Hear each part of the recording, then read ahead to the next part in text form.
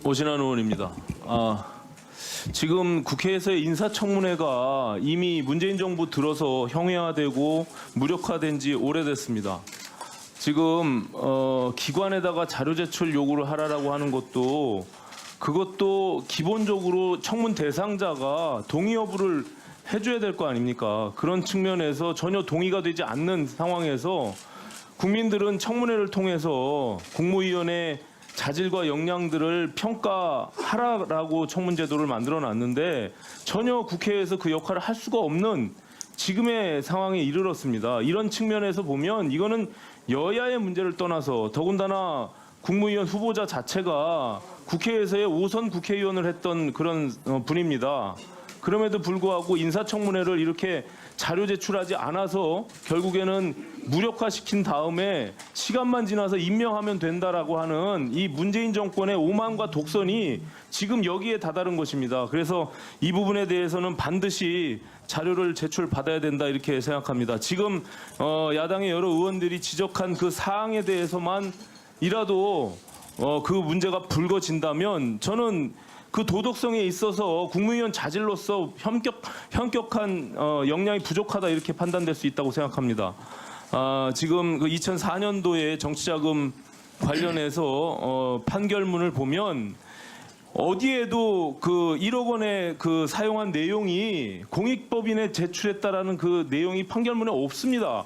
예, 전혀 없는데 이제 와서 15년이 지난 지금에 와서 언론 인터뷰를 통해서 이제서 제출했다고 하면 공익법인의 그 납부한 금액에 대해서 소명을 해야 되는 게 너무나 당연합니다. 그럼에도 불구하고 그것을 자료 제출하지 않아서 알 수가 없다. 그리고 오랜 기간이 지나서 알 수가 없다. 이렇게 하면은 이것은 절대 말이 안 된다고 생각합니다. 그리고 장녀와 9천만 원의 금전 거래가 있는 것을 지금 그 차용증을 제출했는데 그 차용증 내역에 보면 상환한 금액이 나옵니다. 그 5년 동안 상환한 금액에 대한 계좌 거래 내역을 줘야 되는데 이것은 자녀에 대해서 우리가 검증하겠다는 것이 아니라 사인 간의 채권 채무 관계에 있어서 후보자에 대해서 우리가 검증을 하겠다는 겁니다. 그리고 그 차용증 자체가 이미 인사청문회 지금 현재 당시에 작성한 것에 대한 의혹으로 지금 언론에서 지적하고 있습니다.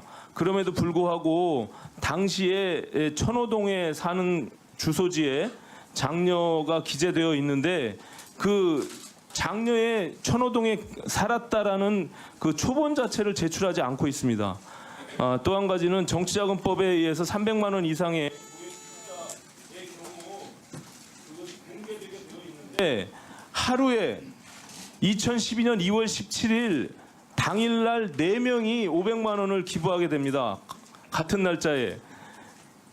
그러면 그 4명이 도대체 같은 날짜에 어디서 입출금이 됐는지에 대한 자료를 제출하라고 해도 그것도 제출하지 않습니다. 그것도 30대에 그 당시 4명의 그 후원자가 500만 원씩 기부를 하게 되는데 송금 시간 및 송금한 금융기관의 지점 코드만이라도 제출하라고 하는데 그걸 제출하지 않고 있기 때문에 이런 부분들을 어떻게 눈 감고 그냥 청문회를 넘어갈 수 있단 말입니까? 전혀 자료 제출하지 않아서 시간 끈 다음에 청문회 날짜 넘기고 그냥 대통령이 임명 강행하는 문재인 정부만의 청문회를 이제는 완전히 상설화해버린 그런 청문회가 돼버렸습니다. 이 부분에 대해서 위원장님께서 반드시 지적하고 자료 제출 요구를 꼭 해주시기 바랍니다. 예.